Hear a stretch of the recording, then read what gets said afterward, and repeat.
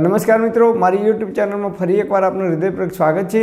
આજનો ટોપિક છે મિત્રો કે જમ્યા પછી ભૂલથી પણ આ 5 કામ ક્યારેય કરવા નહીં, એટલે કે જમ્યા પછી આ 5 ભૂલો ક્યારેય કરવી નહીં, નહીંતર હાર્ટ એટેક આવી શકે છે અને બ્રેન સ્ટ્રોક પણ થઈ શકે છે, એટલે કે લકવો પણ પડી શકે છે। તમે જુઓ આજકાલ ઘણા બધા માણસોને આપણે જોઈએ તો કે કાલ રાતે તો કમ્પ્લીટ બેઠા હતા અને અચાનક જ એમને લકવો પડી ગયો, અથવા હમણાં કલાક પહેલાં તો બેઠા હતા, વાતો કરતા હતા બોકડા ઉપર બેસીને અને અચાનક જ એમને હાર્ટ એટેક આવ્યું। કોઈ દિવસ કોઈને અચાનક હાર્ટ એટેક ક્યારેય આવતું નથી। અને જામનગરની અંદર પણ હાર્ટના સ્પેશિયાલિસ્ટ જે ડૉક્ટર હતા, હાર્ટ સ્પેશિયાલિસ્ટ જેમને અનેક લોકોને હાર્ટના ઓપરેશન કરીને બચાવે છે, એવા હાર્ટના સ્પેશિયાલિસ્ટ ડૉક્ટરને પણ હાર્ટ એટેક આવ્યો અને મૃત્યુ પામ્યા। તો આપણે એવું સમજીએ છીએ કે ભાઈ અચાનક હાર્ટ એટેક આવ્યું, તદ્દન ખોટી વાત। ક્યારેય કોઈને પણ અચાનક હાર્ટ એટેક આવતું નથી કે અચાનક લકવો પણ પડતો નથી। કેમ? તો આયુર્વેદમાં કહે છે કે કોઈપણ પ્રકારની ભયંકર બીમારી થવાની હોય, આપણું શરીર આપણને સંકેત આપે છે। 2 વર્ષ કે 3 વર્ષ કે 5 વર્ષ પહેલાંથી આપણે એ વસ્તુ જીવનની અંદર અપનાવી છે અને ધીરે ધીરે એના પરિણામ સ્વરૂપે આપણે લકવો પડે છે અથવા હાર્ટ એટેક આવે છે। તો જમ્યા પછી આપણે એવી 5 કઈ ભૂલો કરીએ છીએ જેના લીધે હાર્ટ એટેક આવી શકે છે, બ્રેન સ્ટ્રોક એટલે લકવો પણ પડી શકે છે। તો નંબર 1, આયુર્વેદમાં કહે છે કે ભોજન અંતે વિષમવારી, મતલબ કે જમ્યા પછી ક્યારેય પાણી પીવું નહીં, એ વિષ સમાન કામ કરે છે, એટલે કે ઝેર સમાન કામ કરે છે। મોટાભાગના લોકો તમે જુઓ તો નાના બાળકો હોય, એ સ્કૂલની અંદર ભણતા હોય કે હોસ્ટેલની અંદર રહેતા હોય તો જમ્યા પછી એ લોકો પાણી પીવે છે, અડધો ગ્લાસ કે 1 ગ્લાસ જેટલું પાણી પીવે છે। ઉનાળાની ઋતુ હોય તો ઘણા લોકો 1 થી 1.5 ગ્લાસ જેટલું પાણી પી જાય છે। અને ઘણા લોકોને આપણે કહીએ તો એ લોકો એવું કહે છે કે હું તો વર્ષોથી પાણી પીવું છું, મને કોઈ તકલીફ થઈ નથી। તો મિત્રો, આ તકલીફ તરત થતી નથી, સમય આવે ત્યારે થાય છે। વર્ષોથી આપણે જે ભૂલ કરતા આવીએ છીએ અને એનું ફળ સ્વરૂપે, એનું પરિણામ સ્વરૂપે આપણને હાર્ટ એટેક આવી શકે છે। તો જમ્યા પછી આયુર્વેદમાં કહે છે કે ક્યારે પાણી પીવું નહીં। કેમ નહીં પીવું એ પણ પ્રશ્ન થાય। જ્યારે આપણે ભોજન કરીએ છીએ, ખોરાક લઈએ છીએ, ત્યારે આપણા શરીરની અંદર ખોરાક જાય છે અને એ ખોરાકનું પાચન કરવા માટે આપણા શરીરની અંદર રહેલો અગ્નિ, એટલે કે જઠરાગ્નિ પ્રદીપ્ત થાય છે એ ખોરાકનું પાચન કરવા માટે। અને આયુર્વેદ મુજબ 1 થી 1.5 કલાક જેટલો સમય એ ખોરાક વલોવાય છે અને આપણે જમ્યા પછી તરત પાણી પીએ તો આપણો જે જઠરાગ્નિ છે એ આયુર્વેદ મુજબ એ અગ્નિ મંદ પડે છે, એ અગ્નિ બુઝાઈ જાય છે, જેના લીધે આપણે જે કંઈ ખોરાક લીધો હોય એ ખોરાકનું યોગ્ય રીતે અને સમયસર પાચન થતું નથી અને એમાંથી કાચો આમ ઉત્પન્ન થાય છે, એટલે કે એ ખોરાક સડવા લાગે છે, પૂરેપૂરું પાચન થતું નથી, એના લીધે એ ખોરાક સડવા લાગે છે અને એમાંથી કાચો આમ ઉત્પન્ન થાય છે, એટલે કે એ ખરાબ કચરો ઉત્પન્ન થાય છે અને એ ખરાબ કચરો આપણા શરીરની અંદર ધીમે ધીમે આપણા લોહીની અંદર જામવાની શરૂઆત થઈ જાય છે અને આપણું લોહી છે ધીરે ધીરે ઘટ્ટ થવાની શરૂઆત થઈ જાય છે। આપણે આ ભૂલ સતત કરતા આવીએ નાનપણથી તો 5 વર્ષ કે 10 કે 15 વર્ષ પછી આપણને હાર્ટ એટેક આવવાના ચાન્સીસ વધી જાય છે। એટલે આપણે ડૉક્ટર પાસે જઈએ તો ડૉક્ટર કહે છે કે ભાઈ તમારી એક નળી 80% બ્લોક, બીજી 85% બ્લોક, એક નળી 90% બ્લોક, એક 95% બ્લોક। આ બ્લોકેજ કોને કરી? બાજુવાળાએ કરી? ઉપરવાળાએ કરી? કોઈએ નથી કરી, આપણે જાતે જ કરી છે।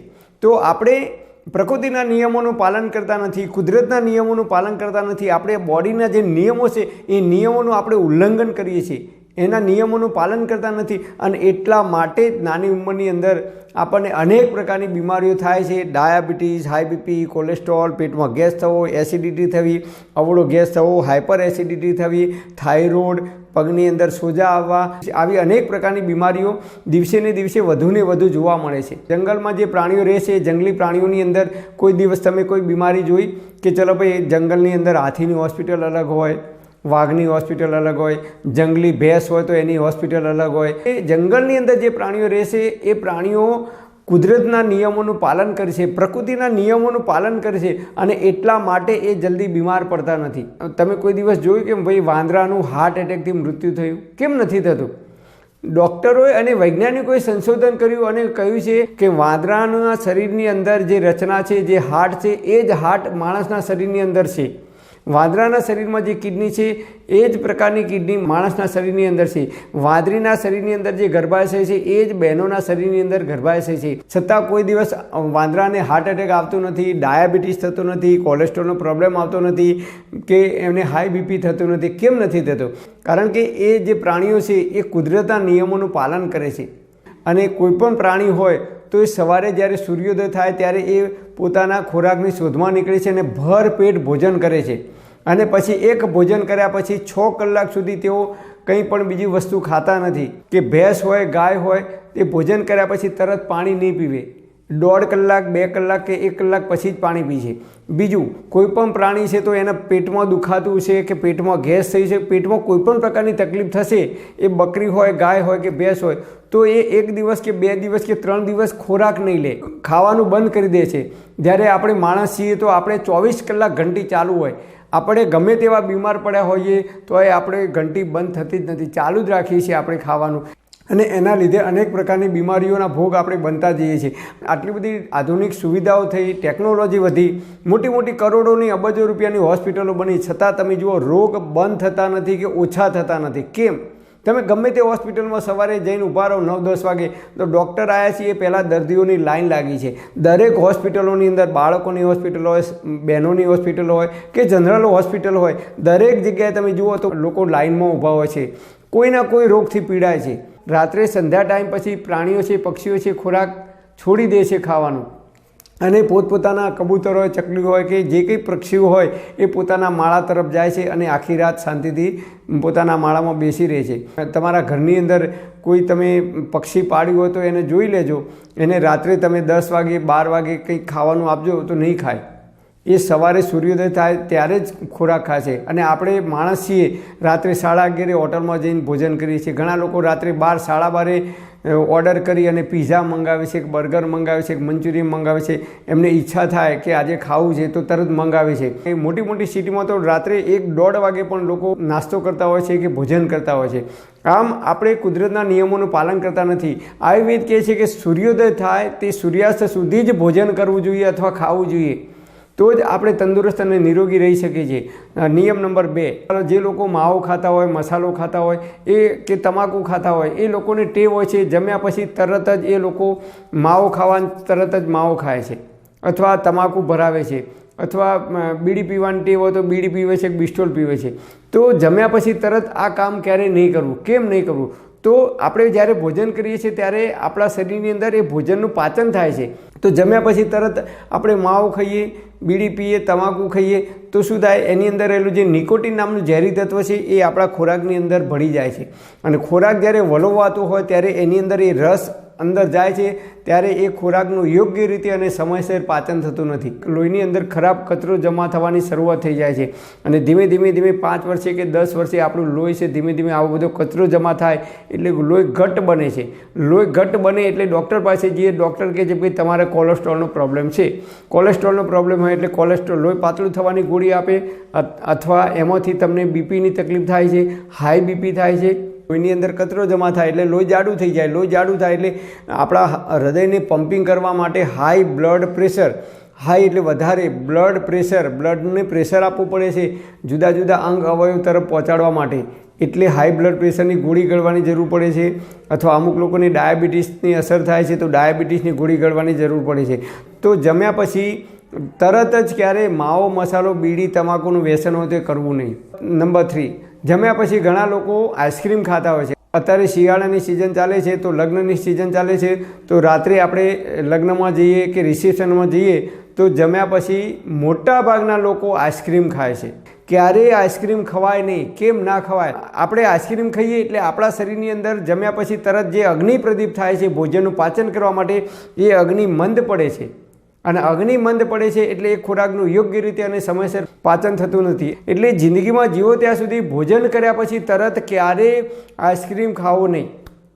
અને ઘણા લોકોને ઠંડા પીણા પીવાની ટેવ હોય છે, તો 1 ગ્લાસ ભરીને કોકાકોલા હોય, થમ્સઅપ હોય કે જે કંઈ હોય એ લોકો ઠંડા પીણા પીવે છે. ઘણા લોકોને આજકાલ એવો ટ્રેન્ડ ચાલે છે કે પીઝા ખાવા જાય તો પીઝા ખાય, સાથે સાથે કોલ્ડ ડ્રિંક્સ પીવે છે, કે સમોસા ખાય કે કોઈ પણ નાસ્તો કરવા જાય તો નાસ્તાની સાથે કોલ્ડ ડ્રિંક્સ પીવે છે.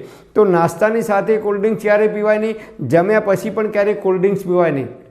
કારણ કે આ બધો કચરો આપણે નાખીએ છીએ શરીરની અંદરથી, એ કચરો છે એ આપણા લોહીની અંદર ભળી જાય છે, અને એના લીધે આપણું લોહી છે ધીમે ધીમે ઘટ્ટ થાય છે, અને એ ખરાબ કચરો, ખરાબ કોલેસ્ટ્રોલ જમા થાય છે, એટલે આપણને હાર્ટ એટેક આવવાના ચાન્સીસ વધી જાય છે. ઘણા લોકોને જમ્યા પછી તરત ચા પીવાની ટેવ હોય છે કે કોફી પીવાની ટેવ હોય છે, તો જમ્યા પછી તરત ક્યારે ચા પીવી નહીં કે કોફી પીવી નહીં. કારણ કે જમ્યા પછી તરત આપણે ચા કે કોફી પીએ એટલે જે ખોરાક આપણે લીધો હોય, ખોરાક વલોવાતો હોય, એ ખોરાકની અંદર ચા કે કોફી જાય તો એ ખોરાકને યોગ્ય રીતે અને સમયસર પાચન થતું નથી. નંબર 5, જમ્યા પછી તરત જ કોઈ પણ ભારે કામ ક્યારેય કરવું નહીં, કે જમ્યા પછી બપોરની રાતની જેમ ઘસઘસાટ સૂઈ જવું નહીં, કે જમ્યા પછી તરત ક્યારેય ચાલવા જવું નહીં. કેમ નહીં જવું? કે જમ્યા પછી તરત સ્નાન કરવું નહીં. કેમ નહીં કરવું? તો જમ્યા પછી આપણે તરત ચાલવા જઈએ તો શું થાય? ઘણા લોકોની ટેવ હોય છે જમ્યા પછી તરત ચાલવા જાય છે, તો જમ્યા પછી તરત ક્યારેય ચાલવા જવું નહીં. કેમ નહીં જવું?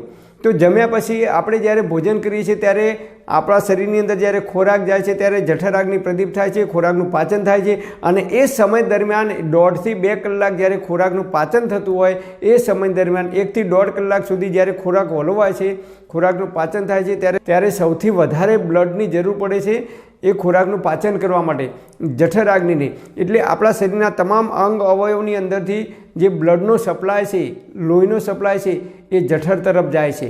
અને આપણે ભોજન કર્યા પછી તરત ચાલવા જઈએ તો જઠરને પૂરેપૂરો બ્લડનો સપ્લાય મળતો નથી, અને એના લીધે એ ખોરાકનું યોગ્ય રીતે અને સમયસર પાચન થતું નથી. એટલે જમ્યા પછી તરત ક્યારેય ચાલવા જવું નહીં. ઓછામાં ઓછી 30 કે 40 મિનિટ તમારે વજ્રાસનમાં બેસવાનું, અથવા વજ્રાસનમાં ના બેસી શકતા હોય તો પલોઠી વાળીને બેસવાનું. અને બપોરનો સમય હોય તો તમે ડાબા પડખે સૂઈ જવાનું. ભગવાન વિષ્ણુનો ફોટો તમે જુઓ, શેષનાગ ઉપર જે રીતે સૂતા છે એ રીતે ડાબા પડખે આપણે સૂઈ જવાનું. હવે આપણને પ્રશ્ન થાય કે ડાબા પડખે કેમ સૂઈ જવાનું? તો આપણા શરીરની અંદર 3 નાડી છે. એક છે ઈડા, પિંગળા અને સુષુમ્ના, 3 નાડી છે. આપણે ડાબા પડખે ભોજન કર્યા પછી બપોરે સૂઈ જઈએ તો આપણી સૂર્યનાળી એક્ટિવ થાય છે અને ખોરાકનું પાચન કરવામાં ખૂબ મદદરૂપ થાય છે. કે જમ્યા પછી બપોરે વામકુક્ષી કરવાની, રાત્રે નહીં, બપોરે. એટલે કે ડાબા પડખે તમારે ઓછામાં ઓછું 20 થી 40 મિનિટ સુધી તમારે સૂઈ રહેવાનું ડાબા પડખે, તો એ ખોરાકનું જલ્દી પાચન થાય છે. અથવા વજ્રાસનમાં બેસવાનું. વજ્રાસનમાં તમે રાત્રે પણ બેસી શકો છો, સવારે પણ બેસી શકો છો અને બપોરે પણ બેસી શકો છો, પણ વામકુક્ષી રાત્રે કરવાની નથી, માત્ર બપોરે જ કરવાની છે. તો આ રીતે આપણે નાની નાની ભૂલો જે કરીએ છીએ રોજિંદા જીવનની અંદર, અને આપણને એમ લાગે છે ના કશું થાય નહીં, હું તો રોજ પાણી પીવું છું, વર્ષોથી પાણી પીવું છું જમ્યા પછી તરત. ઘણા લોકો કે હું તો રોજ માવો ખાઉં છું, રોજ મસાલો ખાઉં છું, રોજ તમાકુ ભરું છું 15 વર્ષથી 20 વર્ષથી. તો એ સમય આવે ત્યારે diabetes, high BP, cholesterol, thyroid, uric એસિડનો પ્રોબ્લેમ, ગમે તે એક બીમારીનું સ્વરૂપ ધારણ કરી શકે છે. અથવા અચાનક હાર્ટ એટેક આવવું, અચાનક લકવો પડવો, ગમે તે એક ભયંકર બીમારી સમય આવે ત્યારે એનું સ્વરૂપ ધારણ કરી શકે છે. તરત ક્યારેય નહીં થાય. આજે માવો ખાવાની શરૂઆત કરો તો તરત નહીં થાય, પણ સમય આવશે 30, 35 કે 50 વર્ષ પછી તમને આમાંથી ગમે તે એક બીમારીનો ભોગ બની શકે છે. આવી નાની નાની બાબતોનું જો આપણે ધ્યાન રાખીશું અને આયુર્વેદ પ્રમાણે જો આપણે આયુર્વેદિક લાઈફસ્ટાઈલ અપનાવીશું, પ્રકૃતિના નિયમોનું પાલન કરીશું, કુદરતે જે નિયમો બનાવે છે આ બોડીના, શરીરના, એ નિયમોનું જો આપણે પાલન કરીશું તો જ્યાં સુધી જીવીશું ત્યાં સુધી તંદુરસ્ત અને નિરોગી રહી શકીશું. પરમપિતા પરમાત્મા આપ સર્વેને તંદુરસ્ત અને નિરોગી રાખે એવી હૃદયપૂર્વક મારી પ્રાર્થના. Thanks for watching my video. Thank you.